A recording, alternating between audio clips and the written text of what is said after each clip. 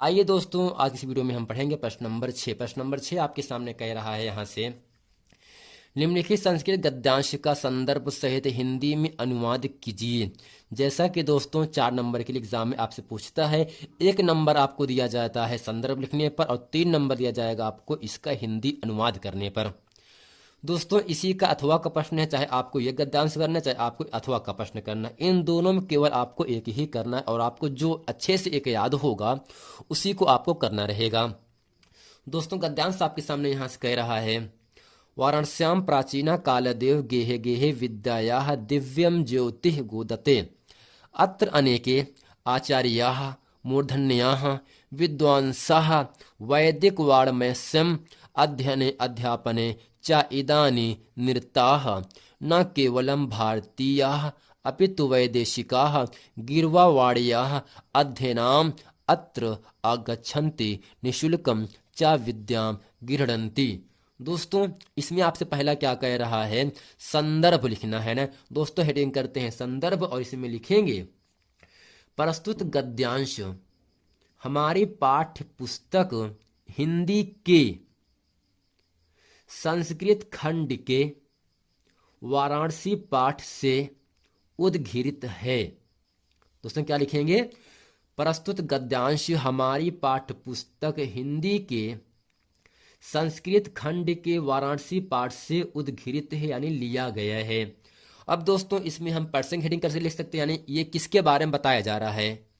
इसमें लिखेंगे इस गद्यांश में वाराणसी की ऐतिहासिकता तथा अवस्थिति के विषय में बताया गया है। अब दोस्तों कॉपी में हेडिंग करते एक किनारे यहां से हेडिंग करते हैं अनुवाद। क्या करेंगे, हिंदी में अनुवाद। अब दोस्तों इसमें यह लिखा गया है, वाराणस्याम प्राचीन कालदेव गेहे गेहे विद्या दिव्यम ज्योति गोदते। वाराणस्याम माने वाराणसी में, प्राचीन कालदेव माने होता है प्राचीन काल से, गेहे गेहे माने घर घर में, विद्या माने विद्या, दिव्य ज्योति माने दिव्य प्रकाश, गोदते माने चमक रहा है।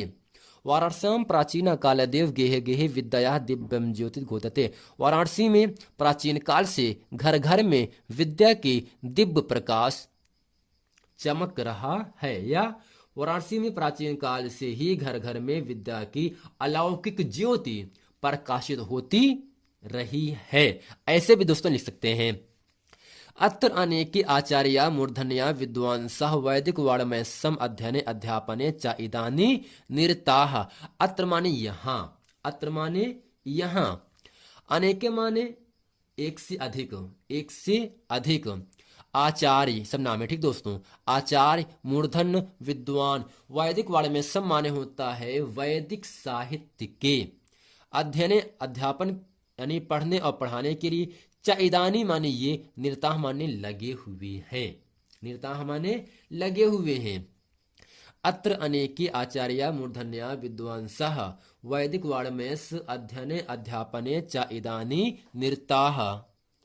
यहाँ पर अनेक आचार्य, उच्च कोटि के विद्वान, उच्च कोटि के विद्वान वैदिक साहित्य के, वैदिक साहित्य के अध्ययन और अध्यापन में इस समय भी लगे हुए हैं। न केवलम भारतीय, न केवल भारतीय, न केवल भारतीय, अपितु यानी किंतु, वैदेशिका गीर्वावाण्या अध्ययनाम अत्र आगच्छन्ति। न केवल भारतीय किंतु विदेशी भी संस्कृत भाषा के अध्ययन के लिए, अत्र माने यहाँ, आगच्छन्ति माने आते हैं, यहाँ आते हैं। निःशुल्कम च विद्याम गृह्णन्ति, निःशुल्कम यानी निःशुल्क, च माने और, विद्या माने विद्या, गृह्णन्ति माने ग्रहण करते हैं, और निःशुल्क विद्या ग्रहण करते हैं। दोस्तों इसको अब अच्छे तरीके से रिपीट कर देते हैं। वाराणसी में प्राचीन काल से ही घर घर में विद्या की दिव्य प्रकाश या अलौकिक प्रकाश जल रही है या ज्योति प्रकाशित हो रही है। अत्र अनेके, यहाँ अनेक आचार्य, उच्च कोटि के विद्वान वैदिक साहित्य के अध्ययन और अध्यापन में इस समय भी लगे हुए हैं। न केवल भारतीय यानी केवल भारतीय ही नहीं, केवल भारतवासी ही नहीं, किंतु विदेशी भी संस्कृत भाषा के अध्ययन के लिए यहाँ और आते हैं और निशुल्क विद्या ग्रहण करते हैं। अब दोस्तों इसके बाद अथवा का प्रश्न आपके सामने यहां से है, नीरक्षीर विवेकी हंसालस्यम त्वमेव तनुषे चेत विश्व विस्मृत गुणान्य कुलवर्तम पालिष्यति कहा। अब दोस्तों इसका संदर्भ इस प्रकार से लिखेंगे हम। दोस्तों इसका संदर्भ हम लिखेंगे यहां से, प्रस्तुत श्लोक। दोस्तों ये क्या आपका श्लोक है? प्रस्तुत श्लोक हमारी पाठ्यपुस्तक हिंदी के संस्कृत खंड के अन्योक्ति विलासा, यानी दोस्तों ये जो श्लोक आया है अन्योक्ति पाठ से आया है, अन्योक्ति विलासा पाठ से उद्घृत है। दोस्तों ये किसके बारे में कहा गया है? इस श्लोक में कुएं के माध्यम से सज्जनों को यह संदेश दिया गया है, या इस श्लोक में हंस के माध्यम से, तो हंस लिखा है ना, इस श्लोक में हंस के माध्यम से लोगों को अपने कर्तव्यों के प्रति आलस्य न करने के लिए कहा गया है। दोस्तों यहां से है, नीर क्षीर विवेकी हंसालस्यम त्वमेव तनुषे चेत।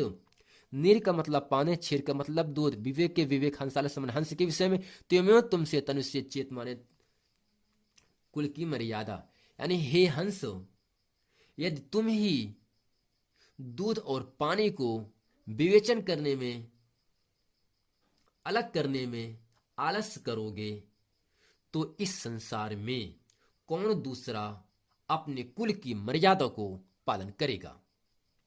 अर्थात दोस्तों यहां से कहने का मतलब इतना है, इसका भाव इस प्रकार से लिखेंगे, हे गुण गिराही पुरुष, हे गुणगान वाले पुरुष, यदि तुम ही गुण और दोषों को यानी अच्छाई और बुराई को समझने में आलस्य करोगे और उचित अनुचित का निर्णय नहीं करोगे तो इस संसार में दूसरा कौन अपने कुल व्रत का पालन करेगा।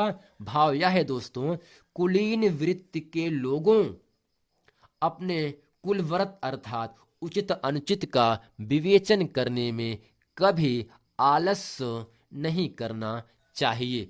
दोस्तों ये था इस श्लोक का अनुवाद। दोस्तों उम्मीद करते हैं इस अनुवाद को अच्छे तरीके से आप समझ गए होंगे। मिलते हैं फिर नेक्स्ट वीडियो में, तब तक के लिए थैंक यू।